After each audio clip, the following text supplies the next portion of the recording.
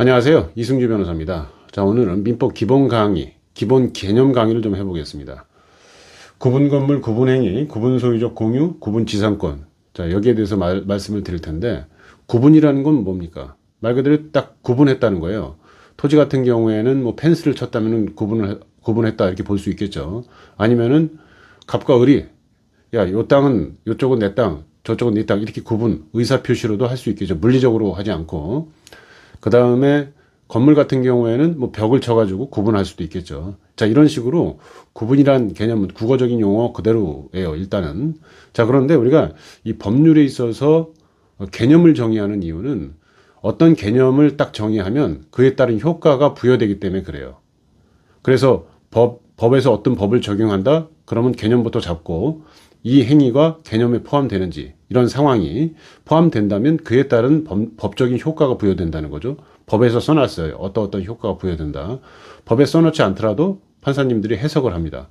어떤 개념에는 어떤 효과가 발생한다. 법을 보고 법조문을 보고 이렇게 해석을 하는 거죠. 법조문에 써 있는 경우도 있고 좀 불명확하다 싶으면 판사님들이 개념에 포함되는지 보고 법의 효과는 나오니까 그 효과를 적용하는 이런 구조가 됩니다. 자, 구분 건물, 구분 행위. 이거와 관련돼서는 집합 건물, 아파트를 보통 집합 건물이라고 합니다. 아파트가 1000세대다. 이러면은, 예를 들어서, 10개 동이 있을 수 있죠. 한 개 동마다 100개의 가구가 있을 수가 있습니다. 101호, 102호. 이렇게 돼가지고, 이게 한 100개가 된다는 거죠. 그 한 동의 건물에 100개의 집합 건물, 100개의 구분 건물이 있는 거죠. 용어가 좀 잘못 제가 말씀드렸는데, 집합 건물, 자, 이거는 한 동을 말한다고 보시면 될 것 같고, 그 한 동 내에 있는 101호, 102호, 100개의 구분 건물, 이걸 구분 건물 이라는 거죠. 구분된 건물이라는 거죠. 벽으로 딱딱. 예를 들어서, 아까 다시 말씀드리면, 1000개의 세대가 있는 아파트 단지라면, 보통 10개에서 한 20개 동이 있죠. 그 중에 한 동에 뭐 50개에서 100세대가 있을 텐데, 그 하나의 세대들을 구분 건물이라고 한다. 101호, 102호 이런 것들을. 그 다음에 하나의 건물 자체를 1동의 건물이라고 합니다. 자, 이런 그 기본적인 개념을 기초로 보시면, 그 한 동 같은 경우는 집합 건물이라고 그랬죠. 집합됐다는 거예요. 구분 건물이 집합돼 있다는 거예요. 집합 건물. 예를 들어서 아파트. 자, 이 구분 건물 소유권의 성립식이라는 그 쟁점이 있는데 이런 걸 왜 따지냐 하면은 집합 건물이 되면 집합 건물법이 적용됩니다. 집합 건물의 소유 및 관리에 관한 법률이라는 게 적용되는데, 자, 이게 적용되면 아파트 매수한 사람들 있죠. 아파트 매수한 수분양자들이라고 하는데, 분양자로부터, 그러니까 분양회사로부터 최초에 매수한 이분들을 수분양자라고 하는데, 이분들이 집합 건물법을 적용받으면 유리한 점이 좀 있어요. 그러다 보니까 집합 건물, 구분 소유권 성립 시기, 자, 이런 걸 따지게 됩니다. 민법이 적용되는 것보다 집합 건물이 적용되는 게 이 소유권 성립 시기, 시점에 따라 유리 분리가 결정되기 때문에 구분 소유권 성립 시기를 따지게 됩니다. 그러면 일단은 구분 건물 개념부터 법률적으로 어떻게 지금 판사님들이 정리를 해놨냐 보시면, 구분 건물, 아파트 같은 경우에 제가 101호, 102호, 이러면은 101호, 이런 게 구분 건물이라고 말씀드렸죠. 이렇게 구분 건물은 일동의 건물 중에서 구분된 부분에 구조상, 이용상 독립성이 있어야 된다. 제가 아까 말씀드린 것처럼 101호 같은 경우를 보더라도 벽으로 딱 구분이 돼 있죠. 그 다음에 내부에 독립적으로 쓸 수 있도록 화장실도 있죠. 이용상 독립성, 구조상 독립성, 싱크대 같은 거 다 따로따로 있고, 이렇게 이용상도 독립이 돼 있고, 구조상으로도 벽으로 다 막혀 있고, 자, 이렇게 돼 있습니다. 그런 데다가 요걸 이제 객관적 요건이라고 하는데요. 플러스 그 구분된 부분 101호, 예를 들어서 그 구분 소유권의 객체로 삼으려는 소유자의 의사표시로서의 구분 행위가 있어야 된다. 이렇게 얘기를 합니다.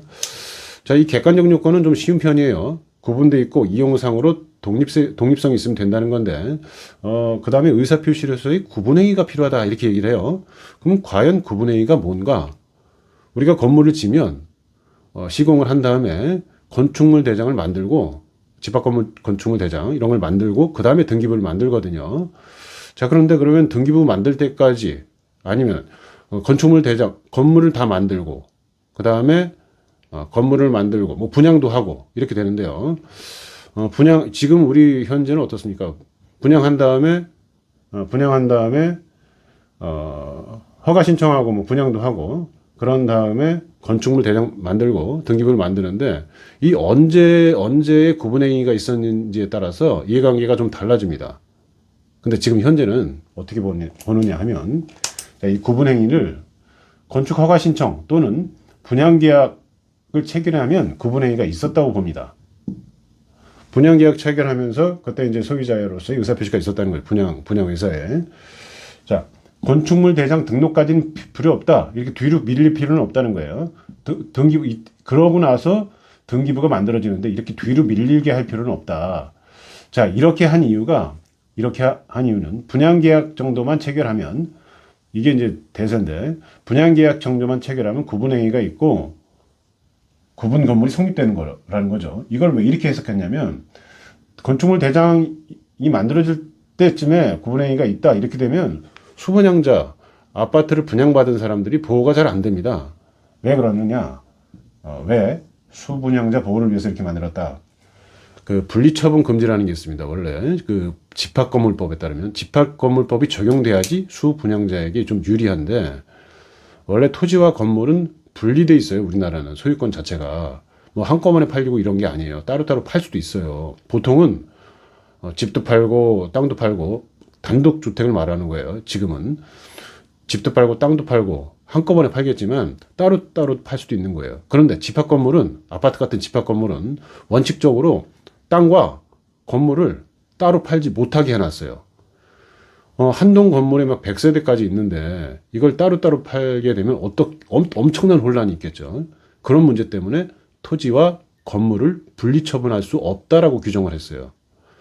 자, 이거를 분양계약 구분행위를 분양계약 같이 이렇게 분양계약 체결한 걸로 땡겨버리면 수분양자가 나중에 101호를 분양받았는데 대지권까지 한꺼번에 분양받았다라는 이론 구성이 더 빨라지면서 더 빠른 시기에 그런 이론 구성을 할 수 있기 때문에 수분양자한테 도움이 됩니다. 자, 이런 측면에서 지금 현재는 이 구분행위를 건축허가 신청 또는 분양계약 체결했다면 구분행위가 있다.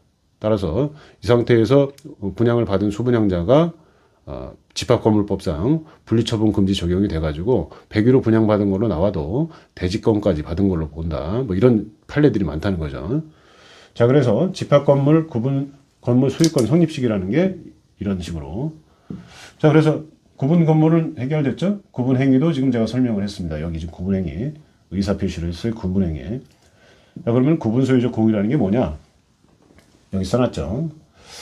토지, 건물 전부 구분 소유적 공유라는 개념이 있습니다. 보통 이제 많은 사례들이 토지에 한정되지만 건물도 있어요. 판례가. 그래서 구분 소유적 공유는 토지에도 적용되는 개념이고 건물에도 적용되는 개념이다.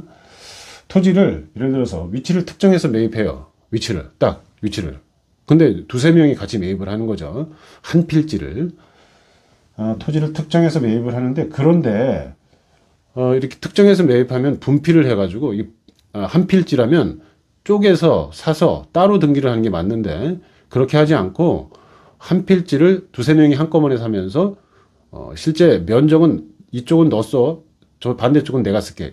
이렇게 했음에도 불구하고 그렇지 않게 공유 지분 등기를 한다는 거예요. 공유 지분 등기는 한 필지를 같이 쓰는 겁니다. 따로따로 특정해서 쓰는 걸 전제한 게 아니에요.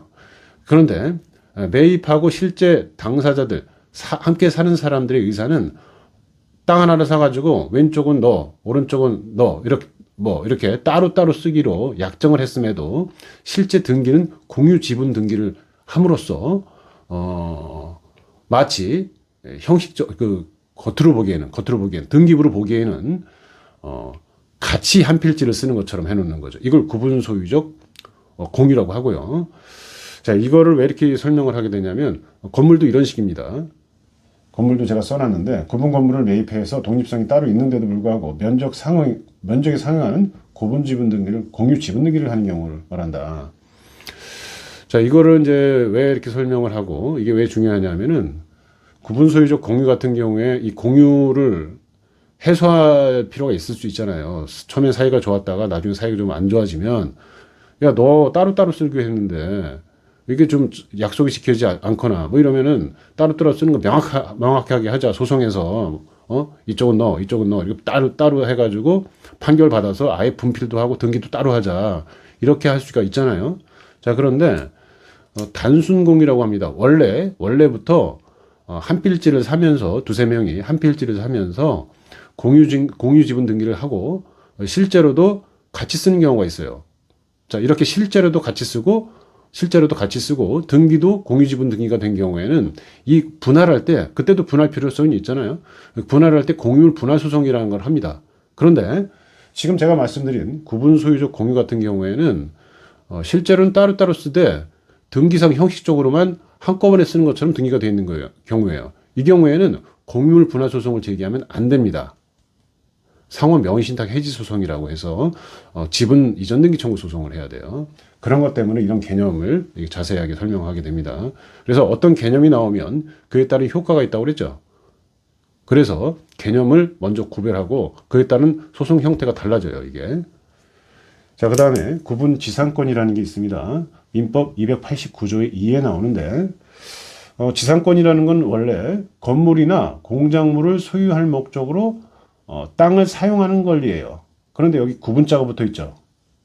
그래서 이 구분지상권의 개념은 건물이나 공작물을 소유할 목적으로 하는 지상권 중에서 지하 또는 지상의 일부 공간만을 사용하는 상하 범위를 정해서 일부 공간만을 사용하는 그런 지상권입니다.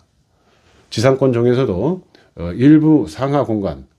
자, 예를 들어서 설명을 드리면 송전탑 있죠? 한전에서 운영하는 송전탑, 전기선.